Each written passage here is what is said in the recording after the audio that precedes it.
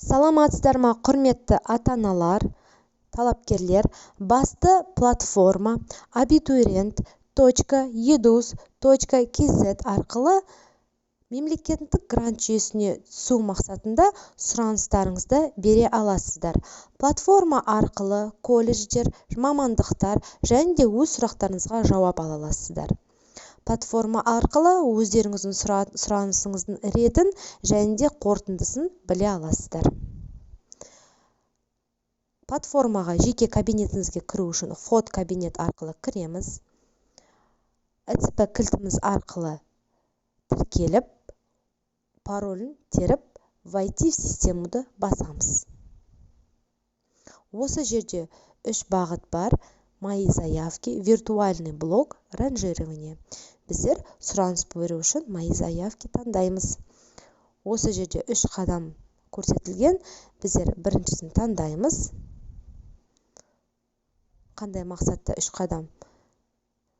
Осы қадам таңдағаннан кейін алда 6 қадам жүргізіп, өз сұранысымызды береміз. Бірінші BTS Education арқылы мағлұмат алып аламыз.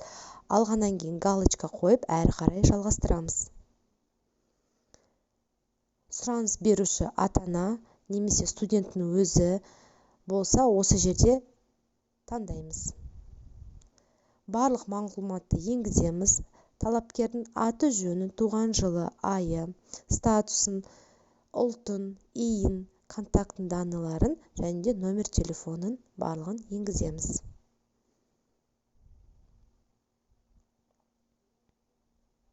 Әрі қарай қадамымызды жалғастырамыз. Талапкердің нешінші класс бітіргенін осы жерде таңдаймыз. 9-дан немесе 11-ші класстан кейін қай қалада білім алғанын, қандай мектепте білім алғанын көрсетеміз. Бітірген жылын, құжатын сканерлеп осы жерге тіркейміз.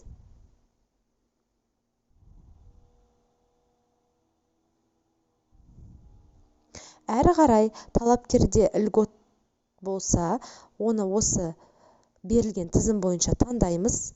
Болмаса без льготы деп таңдап, әрі қарай қадамымызды жалғастырамыз.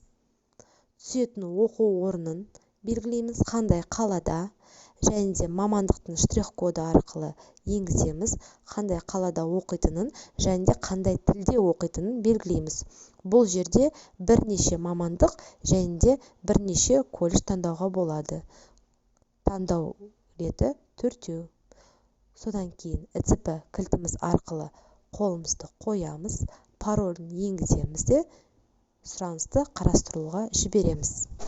Егерде сұраныс қайта өңделуге қарастырылса, оны қайта өңдеуге болады. Отозвать заявку арқылы сол жағында қызылмен белгіленген.